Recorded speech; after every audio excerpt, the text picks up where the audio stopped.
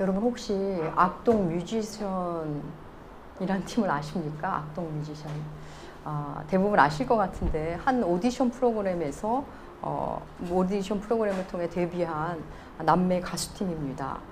그들의 노래 중에 인공잔디라는 노래가 있는데 그 가사가 매우 흥미롭습니다. 인공잔디가 진짜 잔디를 부러워하는 내용입니다.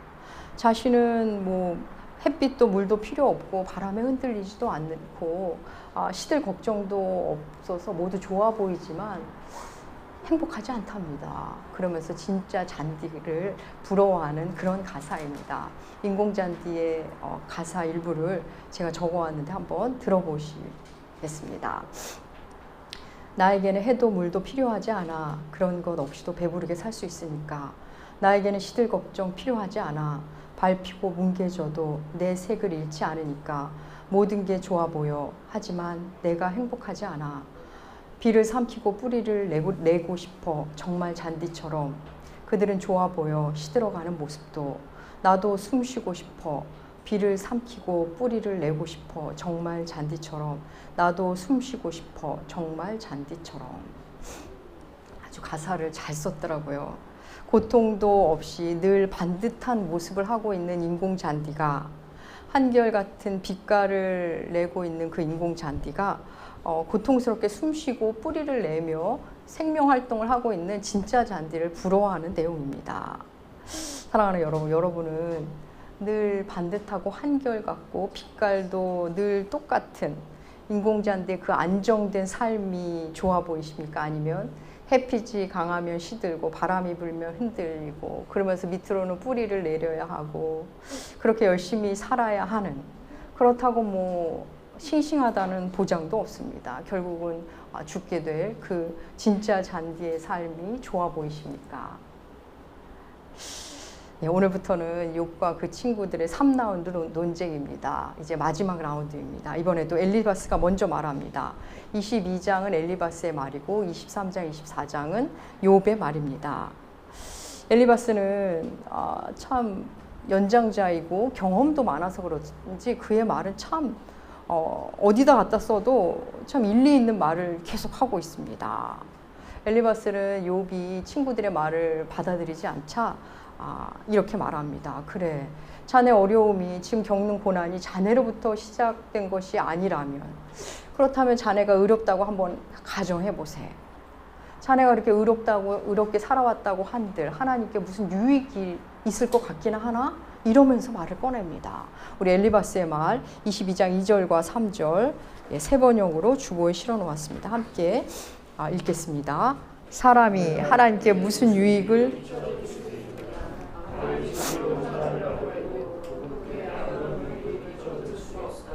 내가 올바르다고 하여 그것이 전능하신 분께 무슨 기쁨이 되겠으며 내 행위가 온전하다고 하여 그것이 그분께 무슨 유익이 되겠느냐. 엘리바스의 말은 그겁니다. 그래, 양보해서 우리가 100번 양보해서 자네가 의롭게 살아왔다고 해봅세. 자네가 의롭게 산다고 해서, 아니 사람이 의롭게 산다고 해서 하나님이 무슨 유익을 보겠는가. 인간이라는 존재는 말이지 하나님께 유익을 드릴 수 있는 그런 존재가 못 돼. 여러분, 엘리바스의 말 어떠십니까? 정말 한번 진지하게 생각해 보고 싶은 말 아닙니까?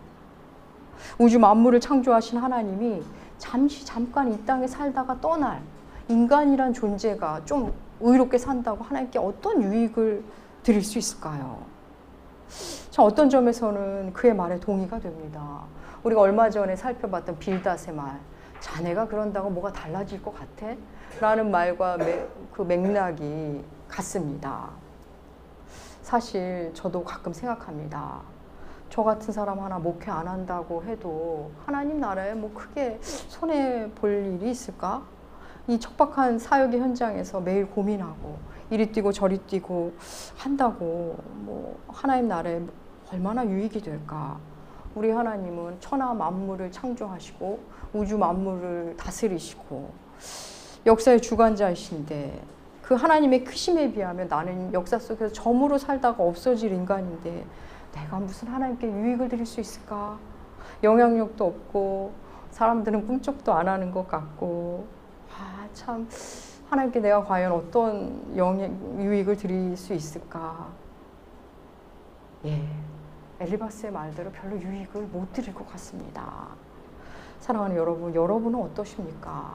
여러분이 일터에서, 가정에서 성경적 가치관을 가지고 씨름하면서 고군분투하면서 신앙의 절개를 지키려고 애쓰고 순종하고 산다고 여러분들이 하나님께 어떤 유익이 될 것 같습니까? 참 엘리바스의 말이 굉장히 설득력이 있는 것 같습니다.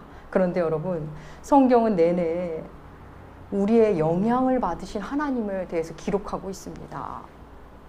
우리를 사랑하셔서 아파하시고 우리를 기뻐하시는 그 하나님의 이야기가 성경에 있는 겁니다.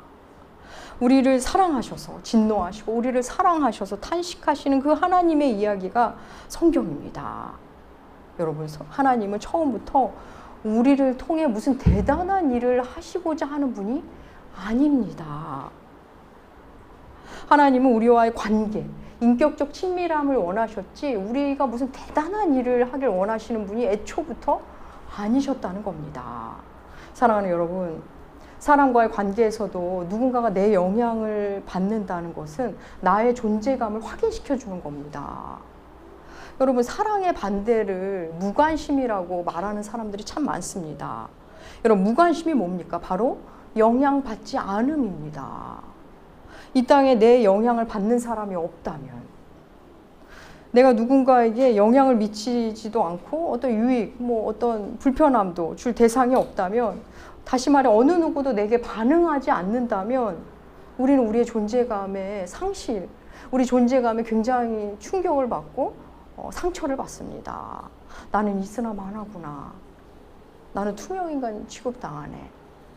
여러분, 누군가 내 말에 기뻐하고 즐거워하고 나의 상황에 맘써주는 사람이 있다는 것은 우리로 하여금 살맛나게 합니다. 그래서 우리는 그때 존재감이 충만합니다. 아, 나로 인해 행복해하는 사람이 있구나. 내 마음, 내가 힘겨운 것을 신경 써주는 사람이 있구나. 그래서 사랑하는 사람이 생기면 우리는 이 존재감으로 충만해집니다. 성경은 내내 하나님은 우리의 영향을 받기로 하신 분이라는 것을 우리에게 말해줍니다.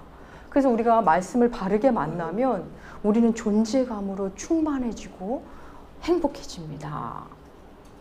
여러분, 하나님은 우리를 사랑하셔서 사람이 되어 이 땅에 오셨습니다. 사랑 때문에 사람이 되어 이 땅에 오신 하나님이 바로 예수 그리스도 아니십니까? 또 하나님 우리 아버지십니다. 아버지는 자녀로 인해 아버지가 됩니다. 아버지의 아버지 되면 자녀로부터 출발합니다. 여러분, 하나님이 우리의 아버지시라는 것, 이미 우리의 영향을 받기로 하신 하나님의 결정입니다. 하나님께서 우리의 아버지 되심이 여러분 복음입니다. 하나님은 그래서 우리가 하나님 아버지의 마음을 알아가고 그 하나님 아버지의 마음을 기준 삼아서 삶에서 뭔가 선택해야 할 때 그 기준으로 선택하고 이런 모습을 매우 기뻐하십니다. 엘리바스의 말, 자네가 의롭게 산다고 하나님께 무슨 유익이 될 것 같나? 이 말은 기독교를 어떤 일을 해내는 종교로 본다면 이 말이 맞습니다. 우리는 하나님께 유익을 드리지 못합니다. 하지만 기독교는 관계의 신앙입니다. 관계의 신앙. 여러분, 사랑이라는 게 그렇지 않습니까? 사랑하면서 무슨 일을 해내는 게 아니라 그냥 관계로 충만한, 관계로 기뻐하는 겁니다. 그게 진짜 사랑인 겁니다. 하나님은 우리의 모습, 우리의 선택, 우리의 행동을 보시며 영향을 받으시고 우리의 존재 자체를 기뻐하시는 우리의 아버지십니다. 엘리바스는 이어 말합니다. 하나님이 의로운 자에게 고난을 줄 리가 만무하지 않은가. 그러면서 자네는 도리어 악을 범한 게 분명해. 그래서 5절부터 11절까지 욥이 그렇게 부자로 살았던 것은 악행을 했기 때문에 부를 축적했을 거라는 확신으로 단정적으로 말합니다. 자네는 친척들의 재산을 압류하고 옷을 빼앗았어. 목마른 자와 줄인 자를 돌보지 않았어. 고아와 가부를 돌보지 않았지. 엘리바스는 욥이 가진 부를 그냥 갖게 된 게 아니라는 확신으로, 악으로, 악행으로 축적한 부라는 확신으로 욥을 공격하고 있습니다. 또 이어서 엘리바스는 21절부터 26절까지 욥을 향해 당부와 축복의 말을 합니다. 이번에는 한 절 한 절 너무 좋은 축복의 말입니다. 하나님과 화목하고 평안하게, 그러면 복이 임한다네. 하나님의 교훈을 찬의 입과 마음에 두게, 또 물질을 바라보지 말고 하나님을 보화로 삼게나. 그러면 하나님이 너 자네의 기도를 들어주실 거라네. 따로 떼어내면 아주 훌륭한 축복문이 될 만한 그럴 법한 말입니다. 그런데 여러분, 엘리바스의 이 말에는 모순이 있습니다. 엘리바스의 말 중에서 우리 물질에 대한 말 한 구절만 보겠습니다. 23절에서 26절까지, 욥기 22장 23절에서 26절 엘리바스의 말 함께 읽겠습니다. 내 보화를 티끌로 여기고 오빌의 금을 계곡의 돌로 여기라. 그리하면 전능자가 내 보화가 되시며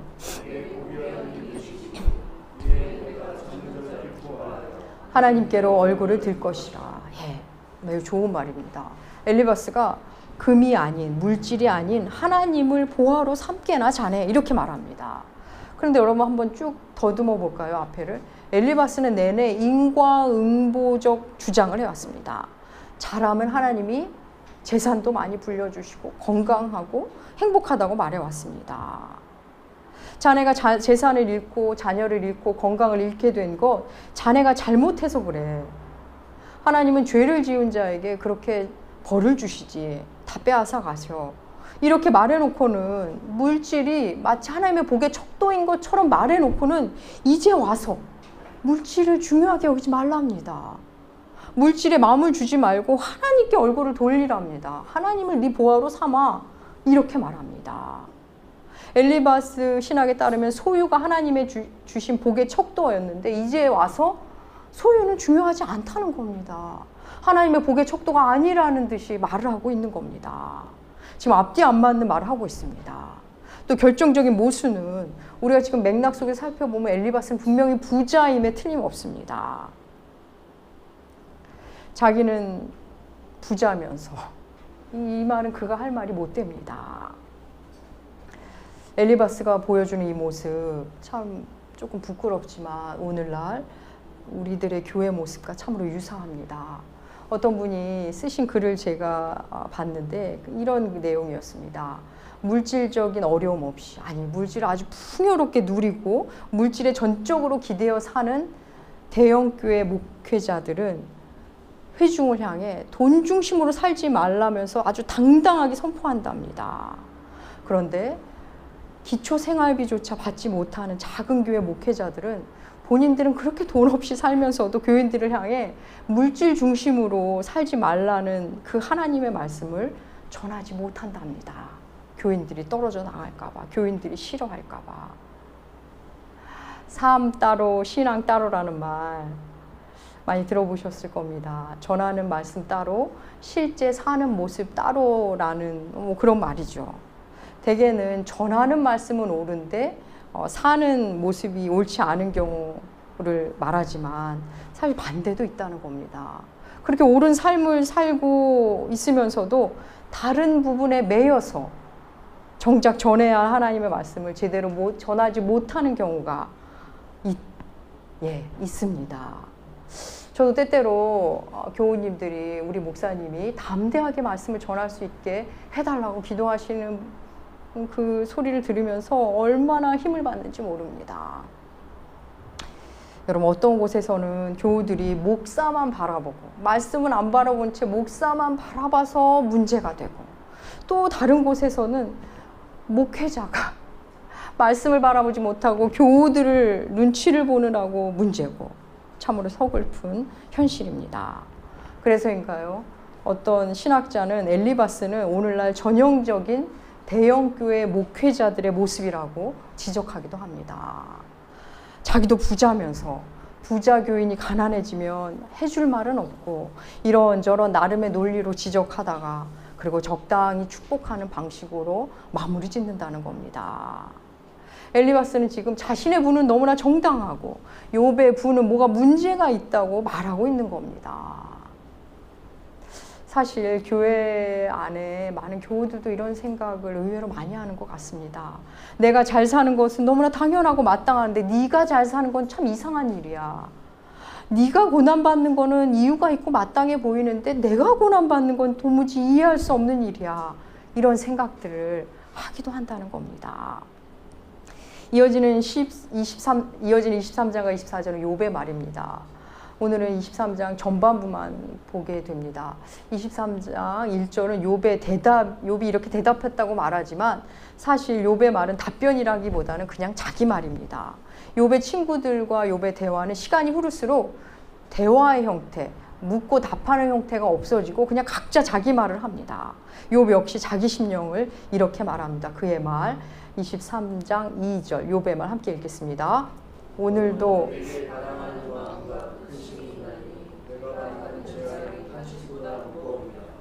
욥이 자기 마음 안에 반항하는 마음과 근심이 있다고 오늘도 그렇다고 아주 정직하게 말하고 있습니다. 하나님을 향해 반항하는 마음. 반항하는 마음 뭡니까? 삐뚤어지고 싶은 마음, 공격하고 싶은 마음. 여러분 하나님을 향해 그런 마음 드신 적 없으십니까? 여러분 하나님을 향해 반항하는 마음이 있다는 거, 그거는 먼저 하나님의 존재를 믿는 자만이 가질 수 있는 감정입니다. 반항하는 마음으로 번역된 이 히브리어는 직역하며 혹독한 원망의 마음입니다. 맞는 것 같습니다. 반항은 본디 원망에서, 상대된 원망에서 시작하기 때문입니다. 혹독한 원망, 반항하는 마음. 여러분 그리스도인이 하나님을 향해 혹독하게 원망하고 반항하고 이런 마음 가져도 되는 겁니까? 사실 생각해보면 욥은 하나님이 자랑하는 의인이었는데 우리가 지금 쭉 욥기를 살펴보고 있는데 돌아보면 욥의 모습에 문제가 많았음을 발견합니다. 생일도 저주하고 태어난 날 내가 죽었으면 좋겠다는 말을 그렇게 길게 하고 또 오늘 그리고 또 중간중간 죽고 싶다고 말하고 오늘 본문에서도 오늘도 내가 반항하는 마음과 근심이 있다. 오늘도 그전에도 계속 그랬다는 겁니다. 하나님 앞에 반항하는 마음과 근심이 계속 있어 온 사람 맞습니다. 여러분 욥 의인 맞습니까? 그 의인이 지금 변한 겁니까? 여러분 오늘 욥의 말을 통해 우리가 반드시 알아야 할 것이 두 가지가 있습니다. 하나는 욥도 하나님이 사단을 통해 이런 고난을 허용하시기 전에는 자기 마음 안에 이런 반항기, 이런 원망하는 마음이 있다는 것을 자신도 몰랐을 겁니다.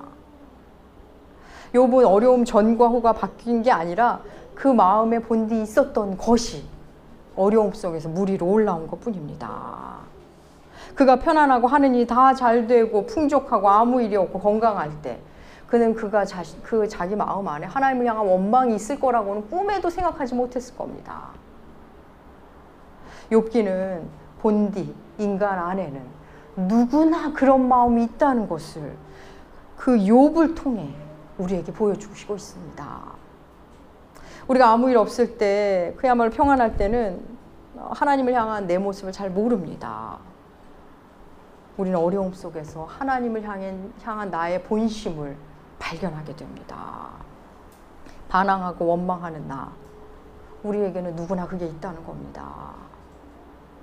또 하나 알아야 할 것은 같은 맥락이긴 한데 하나님은 우리 마음에 무엇이 들어있는지를 기어이 우리가 보도록 상황을 허락하신다는 겁니다. 우리는 우리가 굉장히 괜찮은 우린 죄인이라고 고백하면서 난 참 괜찮은 죄인이야. 고상하지. 난 늘 감사할 줄 알아. 난 찬양이 입에 배 있어. 난 그런 교회도 얼마나 잘 섬기 그러는지 몰라. 그런데 고난과 어려움을 만나면 내 안에 있는 것을 비로소 보게 됩니다. 하나님은 우리를 그걸 보게 하시기 위해서 어려움 속으로 코너로 몰아가실 때가 있다는 겁니다. 사랑하는 여러분, 하나님은 덮어놓고 우리에게 원망하지 마라 이런 말씀을 주시는 분이 아닙니다. 하나님은 먼저 네 안에 뭐가 있는지를 먼저 만나라 하시는 분입니다. 그리고 그걸 인정해라 하시는 분입니다. 사실 우리는 우리 안에 무엇이 들어있는지를 만나기도 전에 종교 행위로 경건의 형태로 나를 막 포장하는 일에 익숙해 있습니다. 훌륭하고 경건한 모습으로 포장하고 이런저런 신앙의 행위로 자신의 겉모습을 잘 다듬어 놓습니다. 교회에서는 아주 훌륭한 종교인으로 삽니다. 그러면서 자기 자신을 제대로 알기도 전에 권사가 되고 장로가 되고 심지어 목사도 됩니다. 자기 안에 하나님을 향한 깊은 원망과 반항을 잘 덮어준 채 자기도 모르고 그냥 교회 중심으로 들어옵니다. 그러던 어느 날 하나님의 시험을 통해 하나님의 손길 안에서 그걸 만납니다. 사랑하는 여러분, 그것을 만나셔야 합니다. 하나님은 우리에게 원망과 분노, 반항하는 존재임을 먼저 만나라 하시는 분입니다. 그걸 다 덮어놓고 원망해서는 안 된다, 분노해서는 안 된다, 나한테 저항하면 안 된다 하시는 분이 아니라 너는 본디 나에게 그런 저항하는 마음이 있는 존재야. 인간은 그런 존재라는 것을 반드시 만나게 하신다는 겁니다. 하나님이 오시면 우리는 우리를 봅니다. 내가 얼마나 반항하고 하나님을 향해 반항하고 원망하는 존재인지, 내 안에 본디 선한 것이 없는 존재임을 어려운 상황 속에서 만납니다. 그러고 나면, 그것을 만나고 나면 나는 예수 없이는 답이 없는 존재라는 걸 진심으로 마주하게 됩니다. 예수 없이는, 하나님 없이는 한시도 사람답게 살 수 없다는 것을 만납니다. 하나님이 의인이라고 한 그 욥도 자기 안에 있는 그 반항과 원망을 고난을 통해 비로소 만났습니다. 사랑하는 여러분, 인간은 참 본디 별로인 존재, 별로입니다. 자기밖에 모르고 자기는 늘 옳다고 주장하고 자기 의견과 좀 반대되는 말만 들어도 확 굳은 마음이 생겨서 안색이 변합니다. 우리 인간, 그런 존재에게 소망이 없다는 것, 그런 내게는 소망 없음을 발견하는 것, 여러분, 그게 복음의 시작입니다. 욥은 친구들과 얘기해봐도 소용이 없고, 그래서 하나님과 대화하고 싶은데 하나님을 느낄 수가 없습니다. 하나님이 나타나지 않습니다. 하나님이 자꾸 침묵합니다. 욥의 말 23장 8절과 9절 우리 함께 읽겠습니다. 그런데 앞으로 가도, 욥의 말 23장 8절과 9절 함께 읽겠습니다. 그런데 내가 앞으로 가도 뒤로 가도 보이지 아니하며 그가 왼쪽에서 일하시나 내가 만날 수 없고 그가 오른쪽에서 돌이키시나 배울 수 없구나. 분명히 하나님 일하고 계실 텐데 하나님을 도무지 만날 수 없다고 한탄합니다. 앞으로 가도 뒤로 가도 하나님을 뵐 수가 없다. 욥은 탄식합니다. 그런데 욥의 이 고통과는 다른 정반대의 이야기를 하는 전혀 다른 고백을 하는 이가 있습니다. 시편 139편 7절에서 10절 주보에 실어놓았습니다. 함께 읽겠습니다. 내가 주의 영을 떠나 어디로 가며 주의 앞에서 어디로 피하리이까? 내가 하늘에 올라갈지라도 거기 계시며 스올에 내 자리를 펼지라도 거기 계시나이다. 내가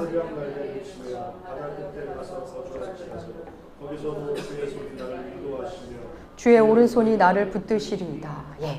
시편 139편의 시편 기자는 욥과는 반대로 도리어 하나님의 눈을 피할 도리가 없다고, 어디를 가도 하나님이 계시다고 말하고, 욥은 도무지 하나님을 배울 수가 없다고 말합니다. 여러분, 시편 기자의 하나님과 욥의 하나님 같은 하나님 맞습니까? 맞습니다. 하나님의 그 나타나심은 사람마다 지금 계속 다르게 나오시기 때문에 어떤 틀로 하나님을 볼 수도 해석할 수도 없는 분이라는 것을 지금 우리는 계속 욥기를 통해 만나가고 있는 겁니다. 시편 기자에게는 도무지 벗어날 수 없는 하나님의 시선이었지만 욥은 도무지 느껴지지 않는 하나님의 시선이었던 겁니다. 사랑하는 여러분, 욥이 지금 하나님 곁에 안 계시는 걸까요? 그래서 욥이 못 느끼는 걸까요? 아닙니다.